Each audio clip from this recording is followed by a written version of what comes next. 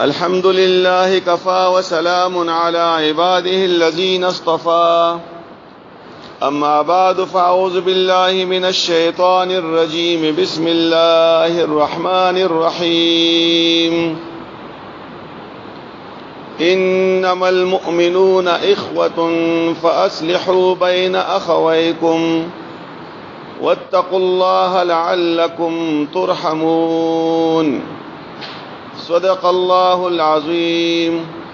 رب اشرح لي صدري ويسر لي أمري واحلل عقدة من لساني يفقهوا قولي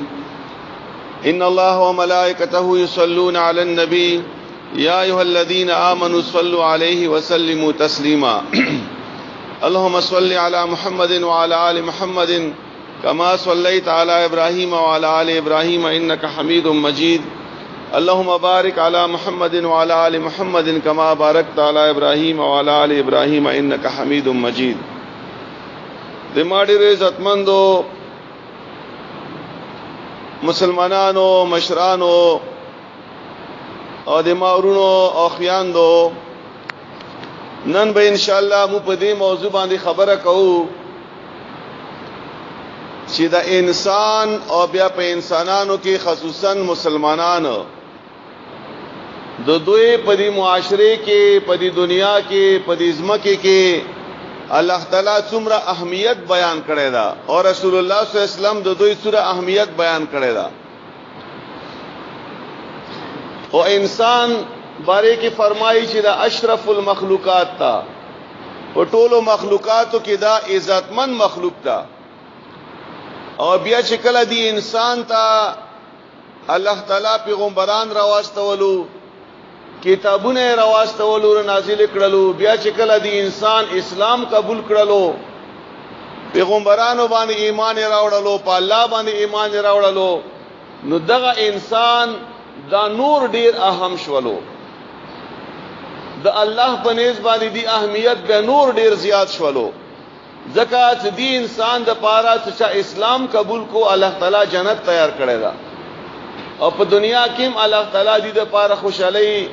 مقرر کړی دی په قران او حدیث کې او په آخرت کې هم الله تعالی دې د پاره خوشالیاں دي او بیا دغه مسلمان چې دا دې باره کې رسول الله صلی الله علیه و آله وسلم فرمایي امام نسائی ابن ماجہ امام ترمذی په دې دروړو کې دا حدیث راغلی دا فرمایي چې لزوال الدنيا اهون عند الله من اراقه دم مسلم رسول الله صلی الله علیه وسلم فرمایي چې په ټولي دنیا تبعی باندې الله تعالی نه خپکیږي لکه یو مسلمان په قتل باندې الله سره خپکیږي دومره اهمیت ته الله په نس باندې د مسلمان سړي صدا ټوله دنیا تباشي خیر دی خو ته مسلمان پکې قتل نشي او بیا د ما عزتمندو دې د وجنه اسلام بیا مسلمانانو ته د ژوندۍ تیرولو طریقه خېلی دا زه تاسو یو بل ته نقصان و نه رسو تکلیف و نه رسو یو بل خفانه کو په دې خبره باندې او یو بل سره مینی محبت سره معاملہ وکي وخت تیر کوي په خوشحالي سره په امن سره ځکه بیا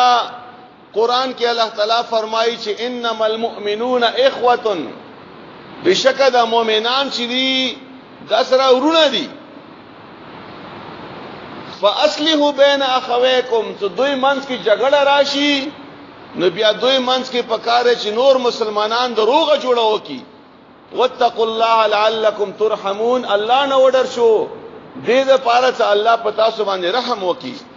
یعنی په دې خبره کې تاسو الله نو ورډر شو چې مسلمان سړی ته تکلیف مار سوا کغه ته رشتہ دار دو کغه پردې دا خو چې مسلمان دا نو هغه ته به تکلیف مار سوا هغه په مصیبت کې ما مبتلا کوا هغه سره دشمنی ما کوا هغه په غیبت ما کوا هغه باره کې بدګماني ما کوا هغه سره حسد او کینه ما کوا ځکه زدای ته ورور دا دای ته د اسلام ورور دا او بیا الله تعالی پام دې ایتونو کې مخکې فرمایي چې اے مؤمنانو تاسو یو بل پر خنده ما کو لا يسخر قوم من قوم تاسو یو کورنۍ یو خاندان یو قوم بل قوم پر خاندې مکوا چې زه بنګخ یم زه خټک یم موزه اورګزی یم موزه افریدی یم او دا پنجابی دا او دا دا پښتون دا او دا سندی دا نه دا خاندې په یو بل پر مکوا دا الله حکم دا اکثر مودا کوو دا خبره پریدا مړه دا خو تیروال دا او پریدا مړه دا خو بازارې دا او پریدا مړه دا خو خټک دا او پریدا مړه دا خو د سیدا او د سیدا دغه قومونه مو یادو په سپک انداز باندې الله دینه منی کړی دا صدا مکو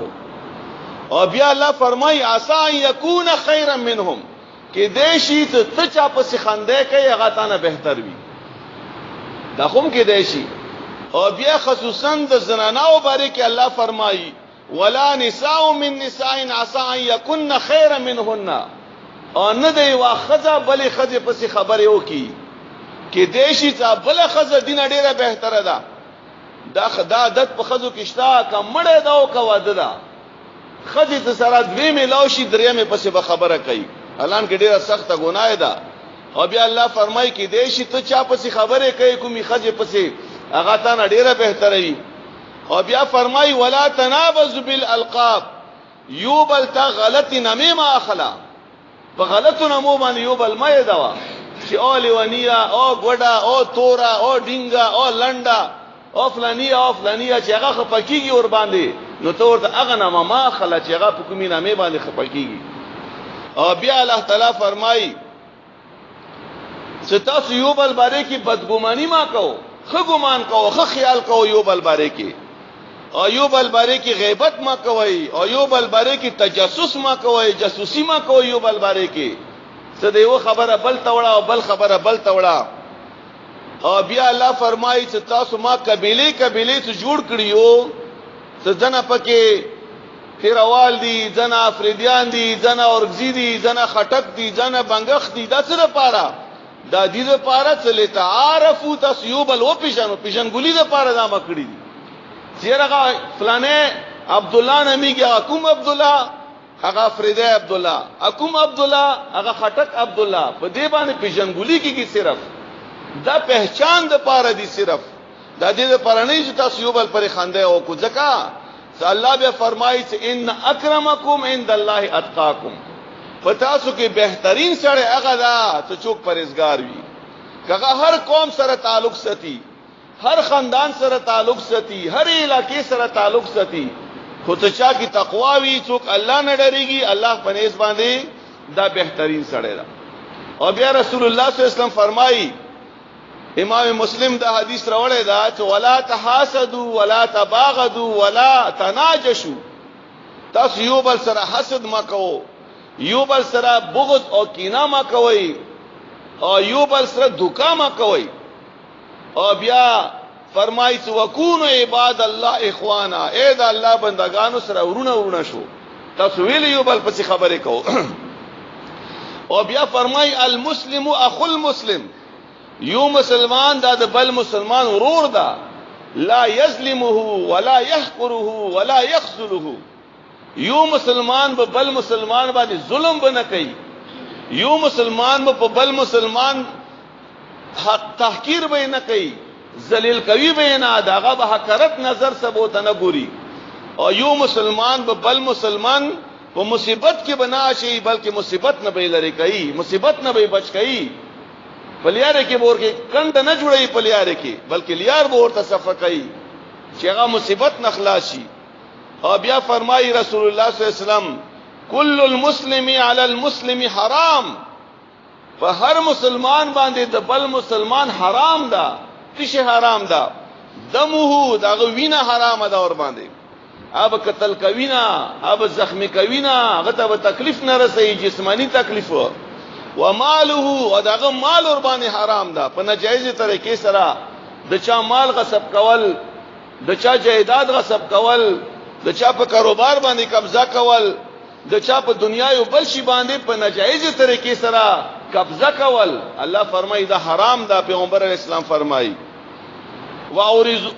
وعرضه الله پیغمبر اسلام فرمایي چې عزت دا حرام ده څنګه به عزتي بنه کوي هغه عزت خیال بساتي دغه عزت نفس ته په خپل ځای کې هر یو انسان په خپل ځای کې عزت لري او بیا پیغمبر علیہ السلام فرمایي لا یؤمن احدکم حتى يحب لاخيه ما يحب لنفسه. تاسو کې تر هغه پورې یو کس صحیح مؤمن نشي جوړېدل سو پرې کوم شی دي ځان ته خوښ کړی وي دغه شی بل مسلمان ورو ته خوښ نه کی. نو ځان د پاره مچي خو خو ځان د پاره عزت خو خو ځان د پاره خیر خګړه خو خو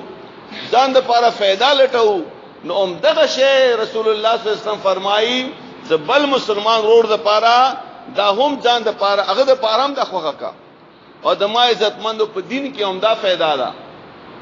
په اسلام کې هم دا फायदा ده اندامو ته اسلام خیلی دي ستاسو ته په یو ځای کې اوسېګو نو د یو بل خیال بساتو د یو بل د وینې د یو بل عزت د یو بل د مال او یو بل پس مذاق نه کوي او خنده به نه کوي. او بیا رسول الله صلی الله علیه وسلم فرمایي ولياتي الى الناس الذي يحب ان يؤتى اليه. تاسو خلق سره دسي معاملات کوي لکه څنګه معاملات خپل ځان سره کول غواړي. مطلب دا چې ځان د پاره څه شي غواړي پکاره څه دغه شی بل مسلمان ورور د پاره هم تاغه د پاره هم دغه جذبات وساتي پسړه کې. او بیا د ما عزتمندو مسلمان ته تکلیف رسول دا ګناه کبیره ده. ګوره دا لویه ګناه ده ځکه چې په دې باندې وعید راغلی ده په دې باندې الله تعالی سزا مقرره کړې ده. الله په قران کې فرمایي والذین یؤذون المؤمنین والمؤمنات. هغه خلق چې هغه مؤمنانو سړیو ته او مؤمنانو خځو ته تکلیف رسوي بغیر مکتسبو بغیر څه د وجه فقد احتملوا بهتانا واثما مبینا. نو بشک دې سړی چې دا چا تکلیف ورسولو بل مسلمان سړی ته او بل مسلمان خځې ته دی په خپل سر باندې ډیره لویه ګناه واخیستله لویه ګناه په ځان باندې په خپل واخیستله. نو د ما عزتمندو د عام مؤمنانو باره کې خدا خبرې دي او د خاص مؤمن باره کې یو مؤمن دا څنګه ډیر خاص سړی دا یو مسلمان دا څنګه الله ته ډیر نږدې دا زمو هغه باره کې یو چې دا ولی الله دا د الله دوست دا ډیر پرهیزګار دا او ډیر دیندار دا او ډیر الله ولا سړی دا. هغه باره کې رسول الله صلی الله علیه وسلم فرمایي حدیث قدسی دا چې من عاد لی ولیا وقد اذنته بالحرب. پیغمبر علیہ السلام فرمایي چې الله فرمایي چې چا د ما دوست ته تکلیف ورسولو ما دوست په انسانانو کې د الله خپل دوستان دي کنه کوم نیکان انسانان دي او دا ته خیم ته د الله دوستان څوک دي امو ته ولی الله او ته یو هغه ولی الله څوک ده. نو الله فرمایي چې چا د ما دوستانو سره دشمنی وکړه تکلیف ورته ورسولو وقت اذنته بالحرب هغه د ما سره جنگ ته تیار شي. الله فرمایي چې د نیک مسلمان طرف نه به جنگ کوم زبر هغه طرف کوم دومره الله اور باندې خپکیږي. او ولی الله څوک ده؟ ولی الله باره کې قران فرمایي قران څه فرمایي ولی الله د سینه نه ولی الله به یو خاص سړی بوي او یو خاص ځای کې بناست وي او ډیر خلک ور پرې راجم وي نه یو غریب سړی بوي یو فقیر او مسکین سړی بوي په دنیا کې به دغه هیڅ حیثیت نه وي هغه به ولی الله وي هغه به الله دوست وي هغه به رسیدلې وي. هغه باره کې الله فرمایي انما وليكم الله ورسوله والذين آمنوا الذين يقيمون الصلاة ويؤتون الزكاة وهم راكعون. دی الله دوستان هغه خلق دي چې هغه مونږ قائم کوي یعنی مانځه باندې پابندي کوي مونږ په خپل وخت باندې کوي مونږ په جمع سره کوي مونږ خشوع او خضوع سره کوي چې څنګه پیغمبر متخیل ده. او بل دا چې د زکات ور کوي او بل دا چې د عجزي کوي الله ته سر ټیټوي الله نه علاوه بل چا ته دا سر نه ټیټوي بل چا په مخ کې ده ځان محتاج نه غني سوا د الله نه صرف الله ته محتاج وي. او بیا په قران کې الله فرمایي الا خبردار سورہ یونس 63 او 62 نمبر آیات کې الله فرمایي ان اولیاء الله بشکد الله دوستان د الله ولیان هغه دي لا خوف علیهم ولا هم يحزنون الذين آمنوا وكانوا يتقون د الله ولیان هغه دي چې ایمان راوړي او ګناه نه ځان بچ کوي پرهیزګاری اختیاروي یعنی پاریز تر خپل ژوند تیرې د ګناهونو نه پاریز کوي نو د ما عزتمندو بیا دا مسلمانان په عام حالاتو کې دوی ته تکلیف رسول دایو شان دي او په خاص ځای کې دوی تکلیف رسول لکه په حرم شریف کې په جمعات کې دوی ته تکلیف رسول د دې به سزا هم زیاته ده او بیا په خاص وختونو کې دوی تکلیف رسول لکه رمضان المبارک دا یو خاص وخت خاص میاشته په دې کې بل مسلمان ته تکلیف رسول په دې باندې الله به نور ډېر خفه کیږي او بیا د ما عزتمند څوک عام مسلمانان دي هغه باره کې الله تعالی فرمایي په قران کې ان الله يدافع عن الذين امنوا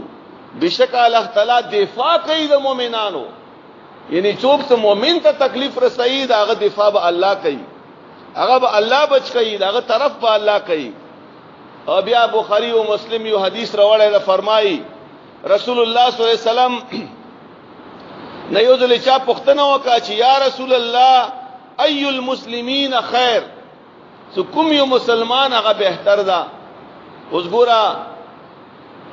صحابه کرامو بدا عادت وو چې کله ودا قسم پښتنه رسول الله صلی الله علیه وسلم دا چا وکړه چې کوم یو مسلمان بهتر ده یا کوم یو مؤمن بهتر ده نو هغه به غوګونه ورته بیدار کړل چې وای ورته دا اوس پیغمبر چې کوم مؤمن بهتر ده چې زم هغه پولیس کې راشم نو عام مسلمانانو باره کې رسول الله صلی الله علیه وسلم نه چا پښتنه وکړه چې کوم یو مسلمان بهتر ده نو پیغمبر علیه السلام ته جواب کې فرمایي من هغه مسلمان سلم المسلمون من لسانه و يده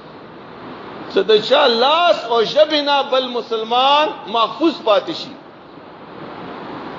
په جبه باندې نقصان ونه رسي په لاس باندې نقصان ونه رسي نو پیغمبر علیه السلام فرمایي چې دغه مسلمان چې دا ټورو نه بهترین مسلمان ده او بیا د ما عزتمند رسول الله صلی الله علیه وسلم فرمایي چې المسلمو یعنی صرف مسلمو نه ده المسلمو مطلب دا خاص شو دا لفظ چې الف لام ور باندې داخل شو لکه موږ چې الحمد ټول تعریفونه خاص الله د پاره دي نو المسلمو خاص مسلمان هغه ده بهتر مسلمان هغه ده من سلم المسلمون من لسانه و يده صداغه لاسنا او دا غشبنا بل مسلمان چې دا هغه محفوظ پاتې شي او د ما عزتمندو به د قران او د حدیث په غور سره مطالعه کوي نو دغه اسلام او د دین او د شریعت او د رسول الله صلی الله علیه و آله وسلم طریقه په دې کې متعمدا خبره کړې د الله او د الله پیغمبر چې د مسلمانانو معاشره د خوشاله وي د امن سره وي د کې یو بل ته تکلیف ونه رسیږي او بیا رسول الله صلی الله علیه وسلم فرمایي چې دومره اسلام احتیاط کړی دا تاسو ګوره دې خبره ته متوجه شو ته اسلام څوره احتیاط کوي او الله پاک څوره خفقيږي په یو مسلمان باندې چې یو مسلمان زړه ته تکلیف رسیږي په دې باندې الله خفقيږي پیغمبر علیه السلام فرمایي چې اذا کنتم ثلاثه کله چې تاسو درې کسان وو یعنی په یو مجلس کې صرف درې کسان دي فلا يتناجى اثنان دون صاحبهما نو په دا درو کې دا دو کسان به بلی ګناه څه خبره ده پاره دا ګوره ډیره الله تعالی سره خفقيږي مبالغه زدري مسلمانان موجود وي نو دوا به پټي خبره ته نه بلیږي فإن ذلك يحزن زکه چې تاسو د دو کسانو جدا کېدل دا دریم خفقي په دې باندې دریم خفقيږي چې دا ما نه ویلي بل شو د دو کسان دوی څه د پټي خبره ده زمانه پټي کوي یا ما پسې خبره کوي او والله يكره ازل مؤمن او الله تعالی بدغنی دا خبرات بل مؤمن د خفاشي بل مؤمن په خفغان باندې بل مؤمن په تکلیف باندې الله خپکیږي الله په دې باندې ناراضه کیږي نو د ما عزتمند بیا مولک سوچ وکړو دا وړه غونې خبره ده معمولی غونې خبره ده چې دې ته مو سوچم نشتا او په دې باندې الله خپکیږي او دینه مو الله دو الله پیغمبر منی کړیو او بیا د یو مسلمان قتل کول یو مسلمان مړ کول دا اختیار متعالی را کړی چې ته مسلمان قتل کا او که یو مسلمان قاتل دا ظالم دا هغه به هم په خپل مرضی باندې نه قتل کوو هغه معاملې به عدالت تسپارو هغه کار د عدالت ته بیا عدالت کې که انصاف دا او که به انصافي دا هغه پوښه او کار پوښه او الله سره هغه الله ور سره حساب کوي خو انفرادي طور باندې په معاشره کې په ریاست کې د مسلمانانو په وطن کې هیڅ چاته د اجازه نشته چې هغه توپک او تمبچا راواخلي او بل کس مړ کی دا اسلام اجازه نه ورکوي دا ګوره خاص خبره ده او موږ څه کوو معمولی ونه د چا خبره ده مو په طبيعت را نشي او بیا ټوپک راواخلو چاړه راواخلو او بیا جګړه ده او بیا مړکا بس حالان کې قران کې الله فرمایي چاته یو مؤمن قصدن مړ کړلو قصدن ارادتن نو فجزاؤه جهنم د دې بدل جهنم ده او بیا فرمایي چې دا به همیشه په جهنم کې وي دومره سخت سزا ده عموم معاشره ته ګوره الحمدلله په دې ناس ته جمع کې بدسي چکنوي خو به هر حال د مو رشتہ دارانو کې د مو علاقې وطن کې د خلک بوي چې هغه ته د خبره رسول غواړي چې هغه ته د خبره په کار دي چې مو ورسو او بیا اوس ګوره په مؤمن ته خیر رسوي یو مسلمان ته फायदा ورسوي په هغه باندې الله سره خوشاليږي حدیث د رسول الله صلی الله علیه وسلم دا امام مسلم دا حدیث راوړی دا فرمایي مر رجل بغسن یو سړی تیر شولو شجر علی ظهر طریق په ویلیارې باندې تیرېدلو چې هغه وکتله چې د ونې واڅانګه په لیارې کې رزوړنده ده لکه سړک باندې روان وي د ونې واڅانګه په دې سړک باندې رزوړنده وي خلکو ته لیار بند کړي وي گاډو ته لیار بند کړي وي نو دې سړی څه وکړلو والله قسم وکړلو دې سړی لئنهین هذا عن المسلمین لا يؤذيهم قسم په الله د زبدا دا ونه دا بزلری قوم دی لیارینا چې مسلمانانو ته تکلیف ونه رسیږي نو دې باره کې رسول الله صلی الله علیه وسلم فرمایي چې دې کله دا کار وکړلو فادخل الجنه نو دې جنت ته داخل شو د موبایلونو په جمعات کې ما ګورو لکه جیب کې واچو موبایل یو لوی لعنت ته د موبایل یو لوی فتنه ده د موبایل چې موږ بچي موږ نوجوانان نه په جمعات کې موبایل نه فارغ دي نه په کور کې موبایل نه فارغ دي نه په بازار کې موبایل نه فارغ دي یو لوی فتنه ده یو لوی عذاب ده او ډیره د جړا مقام ده مو د پاره صحیح خبره ده دغه بچي د مور او پلار د پاره دا جيبه خبره ده نو د ما عزتمندو الله تعالی په مسلمان سړی ته خیر رسول باندې دومره زیات خوشاليږي سلیاری نه د ونی څنګه لری کړل یو مسلمان نو پیغمبر علیہ السلام فرمایي چې فادخل الجنه نو دغه کس د جنت تعالی داخل کو په وی ونی باندې په وی څنګه باندې صدا دی لیاری نه لری کړل او بیا د ما عزتمندو د مترویا ده د مرویا خدا دا چې خلکو تلیاری بندو گاډو تلیاری بندو د مارکیټ دروازه بوي پکې گاډي ودروا پکې موټر سایکل ودروا دا خیال د منوي صدا د خلکو وتون وتول یار ده د کور دروازه بوي مخې ته ورته گاډي ودروا د سي پارکینګ بنوي د سي ځای بوي تغه کې به خلکو ته تکلیف یې غږی کې گاډي ودروا موټر سایکل ودروا پخپل ودرېګا او د دې سره مو سره خیال نشته اعلان کې بدی باندې الله خپکیږي او لیارینا تکلیف دی شیلره کولو باندې الله دومره خوشاليږي چې یو کس الله جنت ته بوزي او بیا د ما عزتمندو یو هغه انسان څاغتا رسول الله صلی الله علیه وسلم په حدیث کې شریر انسان لیدي شریر انسان بدترین انسان ښه انسان بدعمل انسان دا ټول ورته لیدي رسول الله صلی الله علیه وسلم هغه څوک ته هغه خبره لګاوره بیا اندازا وشي تاسو ته صدا څه عجیب خبره ده فرمایي بخاری او مسلم دا حدیث راوړی دا رسول الله صلی الله علیه وسلم فرمایي ان شر الناس منزله یوم القیامه بشک بدترین انسان په قیامت پورې ځباندې اغوي بدترین انسان د الله په نس باندې من ودعه الناس وتركه الناس اتقاء فحش یعنی هغه انسان چې هغه خلقو دې د وجنه پرېږدولې وي چې د دې خلص خاده دې سره ملويږي دې مخ ته نه ورسم ځکه چې خلیص خاده سپک برته وي بدرت برته وي ښه خبرې کوي تاسو خو پیژنئ دغه انسان کنه د سې انسانان وی په کور کې هم د سې انسان به ملويږي په محله کې به ملويږي چې د سې ډېر انسانان ملاو شي چې دا خلق هغه سره دې د پاره نه ملويږي چې دا بدر دی دا ښه به عزت خبرې کوي دا به عزت انسان د مړه دې سره نه ملويږي یا مثلا دوه کسان ویتاف نه سره ملويږي نه هغه به عزت ده هغه د خلکو به عزتي کوي هغه سره نه ملويږي نو چوک چې د خلکو به عزتي کوي د خلکو سپکواله کوي د ژبه په خپل کنټرول کې نه وي هغه باندې کې رسول الله صلی الله علیه وسلم فرمایي چې دغه انسان قیامت پورې جبدا بدترین انسان ګڼل شي د الله په نس باندې او بیا زما عزتمندو رسول الله صلی الله علیه وسلم فرمایي ستکفو شرک عن الناس فانه صدقه منك على نفسك تاسو خپل لسنا خپل جسم دا وسار کو د خلکو د تکلیف نه چې چا د تکلیف ونه رسي دا هم د تا د نفس د پاره د تا د جسم د پاره دا یو صدقه ده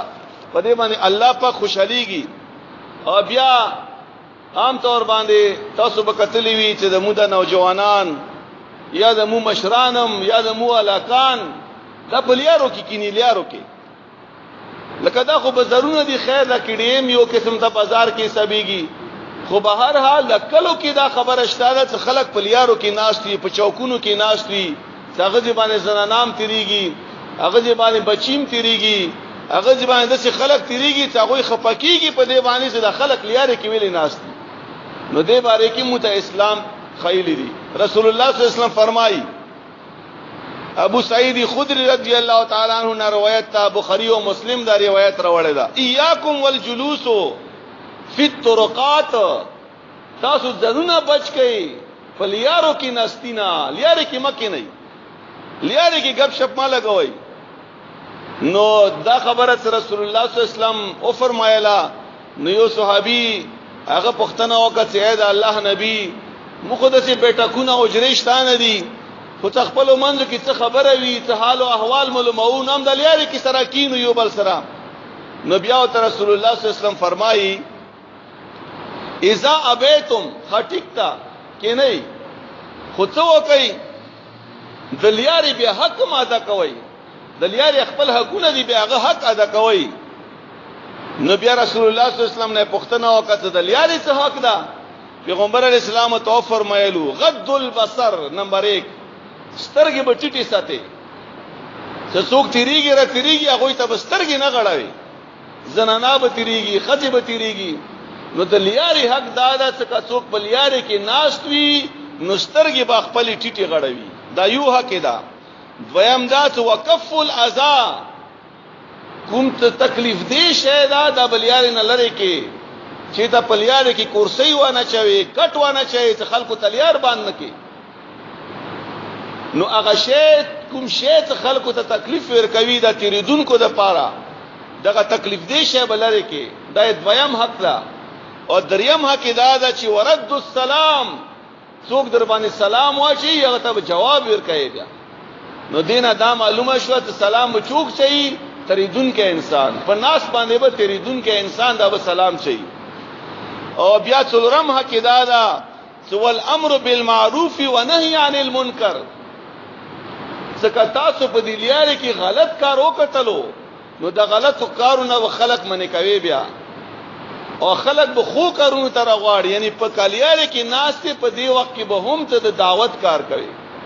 ته په خلکو ته دین خای ښه خبره وخی او غلط کار نه به خلک رمنې کوي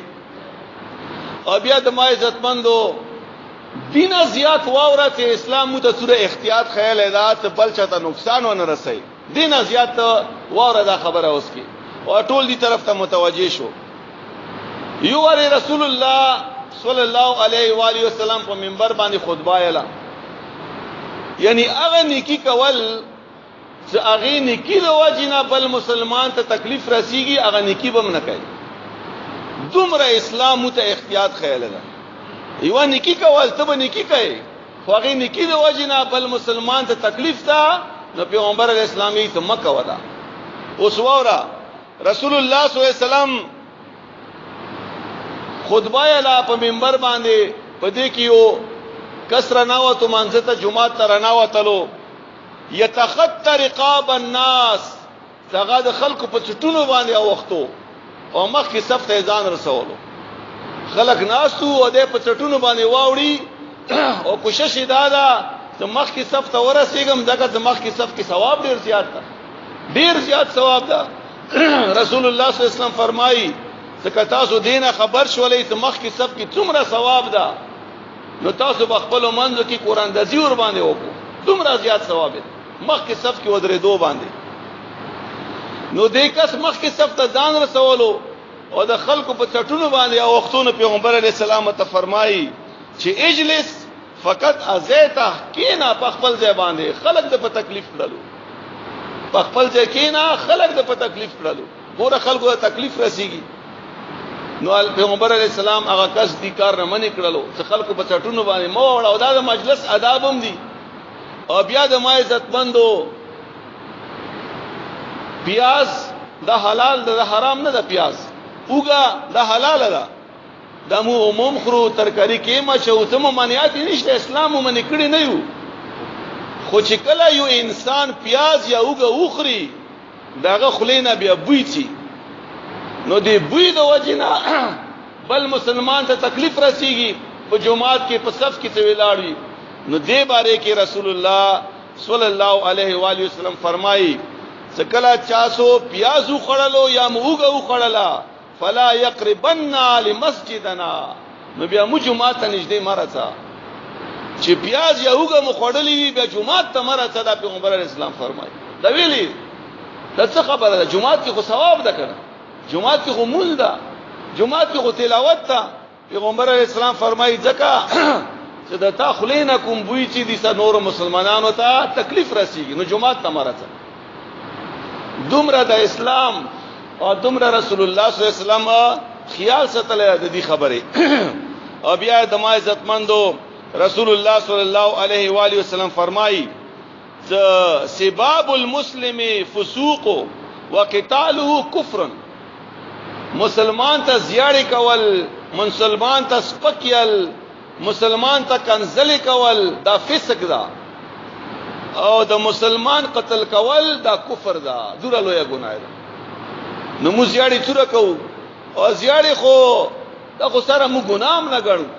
دوره زیاړی کو چې ټلیفون ورو چات کو چا سره خبرې کو دومره زیاړی او کو په دې خبرو کې تشمرل هم نشو، بیا مخامخ ته چا سره ملاو شو او بیا ته چا سره د مو جګړه شي او بیا یو کسب سره مو ته مخامخ وینا زب په کور کې ناسو هغه پسې بزیاړی کوم څه فلانه دسي او فلانه دسي د دې خور او د دې مور او د دې عزت او د دې دا او د دې دا. نو زیایم څه اکثری نه سپک سره بل نشته څنګه د بل چا خور مور یادای او بیا هغه سره څنګه په کور کې خور مور ناشته دا او د بل سړي خور مور یادای دین سپک سره بل نشته. ځکه څه دې باره کې فرمایي چې بل چا مور ته خور ته او پلار ته زیاړې کول دا د سیدی رسول الله صلی الله علیه وسلم فرمایي فیسب ابا ويسب امه فیسب امه. سبل سړي مور ته د زیاړه وکړه دا د شول کا ځخپل مور ته د زیاړه وکړه، سبل سړي پلار ته د زیاړه وکړه دا شول کا ځخپل پلار ته د زیاړه وکړه. ځکه ستاغه ته بدر دوی نو فرشتي او ملائک ته بدر دوی لعنت در باندې وای بیا او هغه زیاړه بیا واپس راشي، هغه سپک بیا واپس راشي. او بیا د ما عزت مندو د مسلمان په تکلیف باندې څنګه ته په ژبه باندې کوم تکلیف مو رسو د دې ته حساب نشته دا. او بیا د مو په زناناو کې دغه شی ډیر زیات ده. څکه خپل منځ کې جګړه شي د خزو نو بیا ویل خو هغه کوي نه، نو بیا د خلی جګړه ای بس به یو بل تشبیه ویا، بیا پلار یې دوا، مور یې دوا، علاقې یې دوا، وطن یې دوا، دغه پردي ځایونه یې دوا. د مو په زناناو کې دا ششتا ده څنګه یو بل ته سپکې ښه خبرې کوي، په دې باندې الله خفقيږي. او دین رسول الله صلی الله علیه وسلم مومن کړیو ایوی خزی باره کې تاسو د حضرت ابو هريره رضی الله تعالی عنہ حدیث او یغنه روایت تا یو امام حاکم دغه حدیث راوړی دا یو ځل رسول الله صلی الله علیه وسلم خپل صحابه کرام رضی الله تعالی عنهم سره ناستو او دا خبره خط توجه سره واوري او خصوصا زنانا د خط توجه سره واوري ځکه چې د زنانا ذکر ده پکې په دې مجلس کې د ایوي زنانا ذکر وشولو چې هغه فلاني زنانا نو بیا فرمایي چې یو کس پکې ویلو چې هغه خو ډیره خزنانا دا ډیره نیکه ده ان فلانا تصلي الليل وتصوم النهار هغه د شپې تهجد کوي او ورځې روزي ستي او بیا فرمایي صدقې ور کوي دا ټول خمایل پکې ده نو زه تاسو نه پوښتنه کوم چې کومه خد شپې تهجد کوي هغه به فرض مسخامخه کوي فرض مسخو بخامخه کوي او کومه خدا ته صدقې ور کوي هغه به د فرضي زکات هم ور کوي او کومه خدا ته نفل المنځ کوي هغه به فرض منځ کوي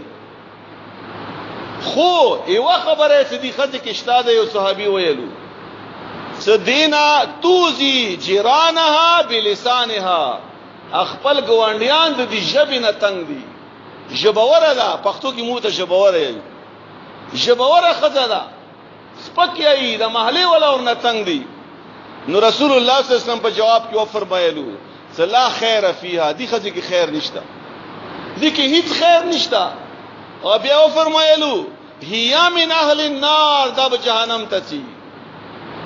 دینه سخت خبره بلشتا او دا د ابو هريره رضی الله تعالی عنہ روایت کوي دا حدیث څه شکم پکې نشته دی حدیث کې یو خزدا نیکه دا روزي ستي صدقې ور کوي فرضي او نفلي هر یو عبادت کوي خو محلي ولا اور نه تنگ دي دي شبینا نو پیغمبر اسلام فرمایي چې دي کې هیڅ خیر نشته او دا به جهنم ته چی او د زنانا په خپل ځان باندې سوچ وکي فکر دا وکي محلي ولا متنګو ګوانډیان متنګو تاسو او په کور کې هم د سیراویا کواسه دا نور خلق درنه خوشالي خصوصا د مشرق دی څه کشران درنه خوشالي وي کایتا نونګور دا او کده تا لور دا او کده تا بچی دا او قبل دا او هم دغه تربيت د دې کشرانو کو نونګور ته هم دا سبق خیا لونو ته هم دا سبق خیا چې دا شبه په کنټرول کې کا څه دینات چاته تکلیف ونه رسي دا دومره سخته سزا ده او بیا پاندی مجلس کې د بل زنانا ذکر وشولو چې افلانې خزه ده هغه تهجدم نه کوي نفلی صدقېم نه کوي د سیډیر نفلم نه ادا کوي خو فرض کوي فرض منظم کوي او فرض عبادت کوي خو هغه کی خبره خاص ده چې هغه نه محلي ولا ډیر خوشحال دي نو پیغمبر علی السلام فرمایي صدا خزا دا جنتی خزا دا به جنت ته شي اوس ګوره یو بل مسلمان ته تکلیف رسولو باندې پورا د غلیار بدل شي د جنت لیار جهنم ته شي دا څومره لوی خبره ده او بیا د ما عزتمندو رسول الله صلی الله علیه و آله وسلم فرمایي چې کله زه معراج په شپې باندې اسمان ته خطل جبرائیل علیہ السلام را سراو نو ما څه کسان ولیدلو چې هغه نکونه غټ غټ نکونه او دا تانبینا جوړ شیو تانبینا اوس په نوم سخت شه ده نو هغه څه کولو یخمشون بها وجوههم وصدورهم هغه په دې نکونه باندې خپل مخونه او خپل سینې دای ګرولې د سیده غوخيونه شو کولې نو پیغمبر علی اسلام فرمایي زما جبرائیل علیہ السلام نه پوښتنه وکړه چې جبرائیل دا څوک دي دا کوم خلق دي نو جبرائیل علیہ السلام په جواب کې راته ویلو چې هؤلاء الذين ياكلون لحوم الناس دا هغه خلق دي چې دوی د خلکو وخه خوړلې د خلکو وخه خوړل څنګه وي قران کې الله فرمایي کنه چې چا په غیبت کول دا د سیدی لکه د مړ ورور وخه خوړل نو چا په غیبت کول د چا بدر دیل چا د تکلیف رسول دا د خلکو وخه خوړل مو پښتو کې هم دا یو غنا چې د فلانه کس دا د بدن خوراک جوړ شوی دا دغه خیر نه وخوړل یعنی زه ډیرو نه تنګم د فلانی کس نه ډیر تنګم او بیا د ما عزتمندو رسول الله صلی الله علیه و آله وسلم فرمایي دا اوس خاص خبره ده مو معاشره کې هم دا شی ډیر ده او بخاری او مسلم دا حدیث راوړی دا من دعا رجلا بالکفر شاته مسلمان ته کافر ویلو یو مسلمان سره دا او دی ورته وی ته کافرا مسلمان ته کافر یعنی ز دا بل ځان ته یایو ته مو مسلمانان یو او زور ته انسان کافر نو دا اختیار خو اول ما ته چا الله را کړی نه چې ته بل ته کافر وای دا اختیار خو صرف الله سره ده ځکه چې د دوزخ او د جنت مالک څوک ته الله ده جنت ته بوتل الله کوي جهنم ته بوتل هم الله کوي او د کافر دغه خبره د مو په جیب کې پراته ده فلانه کافر فلانه کافر فلانه کافر دا کافر هغه کافر ټول دنیا مو کافر کړل او پیغمبر علیہ السلام فرمایي چې بل چاته کافر یل او قال عدو الله یا بل چاته دسی الفاظ استعمالول چې ته د الله دشمنی اسی خبره ورته کوي چې ته د الله دشمنی وليس كذلك الا حال عليه او دغه صفاتونه پاغه کې موجود نوي یعنی هغه کافر نوي او ته ورته وایې ته کافر یې هغه د الله دشمن نوي او ته ورته وایې چې د الله دشمنی نو پیغمبر علیہ السلام فرمایي چې الا حار عليه دغه دوړ الفاظ به دي سړی تر واپس شي د دوړ الفاظ د به دي تر واپس شي لکه څنګه تاسو ته مویل چې بلچا مور او پلار ته زیاړي کول د خپل ځان ته زیاړي کول دي نو بلچا ته کافر یل د خپل ځان ته کافر یل او د ما عزتمندو دا یو څو خبرې وي چې تاسو په خدمت کې مو وکړي نورم خبرې دي د اسلامی معاشره د لپاره هغه به ان شاء الله به په هغه درسونو کې یایو چې کله موږ حقوقو درسونه بیانو هغه کې د مور او پلار حقونه د ګوانډیانو حقونه د ورونو خیاندو حقونه د بچیانو حقونه هغه کې به نوري خبرې ان شاء الله کوو الله تعالی د پدې سبق باندې مو ته پویا